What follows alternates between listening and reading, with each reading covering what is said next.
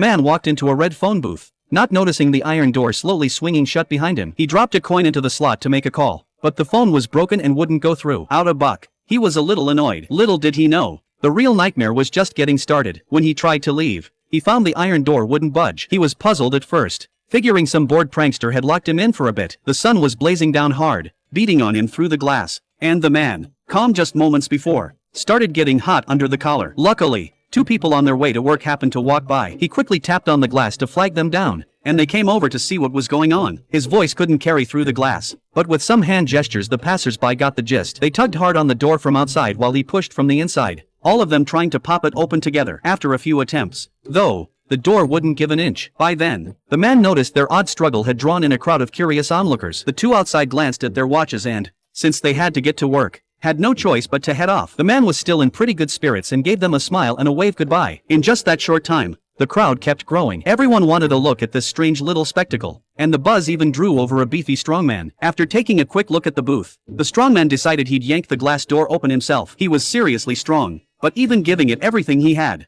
all he managed to do was break off the door handle. The crowd cracked up at how silly he looked, and even the trapped man let out a chuckle. The strongman wasn't ready to give up. He backed up to get a running start and tried to ram his way through the glass with his shoulder. The man inside thought he was finally about to be saved, but after a few tries, the strongman couldn't pull it off either. The crowd burst into laughter again, and he eventually slunk away with his tail between his legs. Brute force clearly wasn't going to cut it, so it was time for finesse. An experienced repairman stepped up. He carefully looked the booth over, but there wasn't a single screw anywhere on it, leaving him with nothing to work with. He finally spotted a small gap and tried to pry the door open with a screwdriver, but the gap was too narrow and he couldn't get any leverage. The repairman was stumped. The man inside knew he'd done his best and didn't hold it against him. Right about then, the man realized that as more and more people gathered, a little society had taken shape around him. There was a shoeshiner working for tips, a vendor hawking balloons, even a few sketchy types using the chaos to swipe snacks, but not one of them could figure out how to get him out. Worn out, the man crouched down on the floor to rest. Just then, sirens wailed in the distance. Someone had called 911 and the fire department was on the way. He instantly perked up. The firefighters got a quick rundown of the situation, then walked around the booth sizing it up. Before long, they came up with a plan. They set up a ladder, ready to break through the glass from the top. The man got a little nervous, knowing the shattered glass might come crashing down on his head. Just as the firefighters were about to make their move, someone in the distance shouted at them to stop.